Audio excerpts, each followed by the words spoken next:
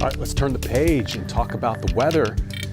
Chief Meteorologist Brad Panovich joining us. Brad, we are seeing the temperatures drop off again. Yeah, these nights are getting a little chillier. We're kind of spoiled the first couple weeks of the month with way above average temperatures. Not typical for January. This is typically the coldest time of the year here. We've been anything but. Now, we are watching a strong storm system. You know, several of these storm systems have been hammering California. Boy, they need the rain and snow, but this has been a little just too much too quickly out there. You see all the flood warnings and continuing the Sierra snowpack is just unbelievable. Looking at some of the snowfall totals already, many locations have surpassed their total snowfall for last season, and it's only January. Use the water year, which goes from October to September, surpassing many records out there already with record snowpack for this early in the season. It's also producing a rare severe weather event for parts of California, Nevada, into Utah and northern Arizona. That threat will slowly shift east as the energy from that system begins to push to the east. You can see by Thursday a very large area of low to medium risk over the southeast, and some of that could sneak into the Carolinas.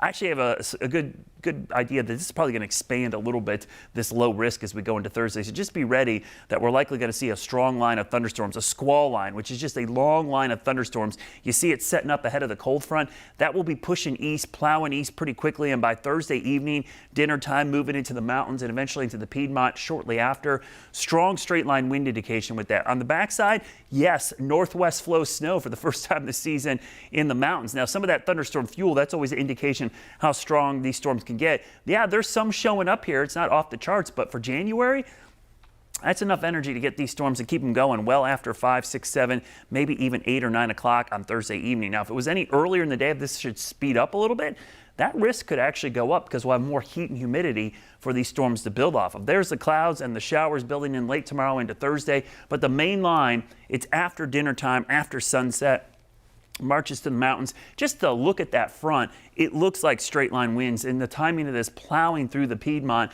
as we get later into the evening. So this will sweep across the entire area. Everybody from the mountains, the foothills, the Piedmont out to the sandhills sees the rain, but then the snow moves in on the backside, which will be enough snow that probably the biggest accumulation of the season by far, and there hasn't been much already. This has been kind of a bummer of a season for the skiers with no natural snow. Thank goodness for the cold snap, but some natural snow and probably several inches.